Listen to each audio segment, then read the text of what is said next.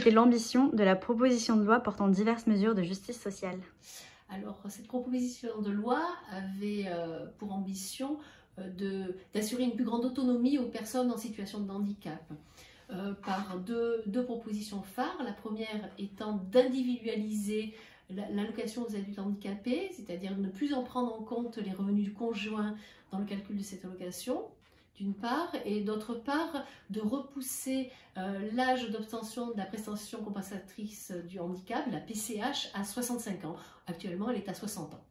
Pour quelles raisons la déconjugalisation de l'AAH a-t-elle fait débat jeudi dernier?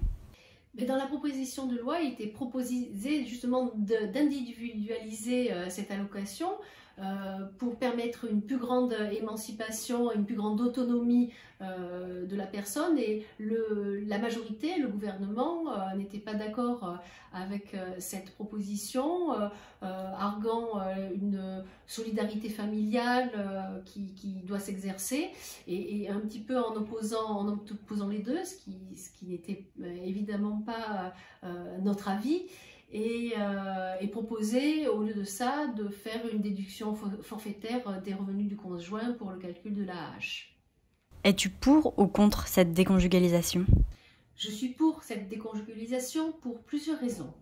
La première, c'est que toutes les associations de personnes handicapées sont pour et qui savent que c'est bon pour eux. Donc, d'autre part, même le Conseil national, la Commission nationale consultative des droits de l'homme ainsi que le Haut Conseil à l'égalité pensent que c'est une bonne chose pour les personnes handicapées.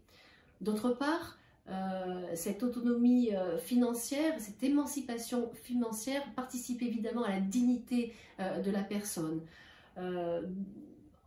En plus, nous avons des préoccupations particulières pour les femmes en situation de handicap qui avec une dépendance financière, ont également une dépendance matérielle vis-à-vis de leur conjoint, et qu'il y a certaines situations de violence intraconjugale qui sont extrêmement préoccupantes, qui font que certaines femmes, certaines personnes, certains individus n'osent pas sortir et partir de leur couple à cause de ce problème financier. Donc, forcément, cette déconjugalisation participerait, à mon sens, à plus d'indépendance aussi bien financière que matérielle et même humaine.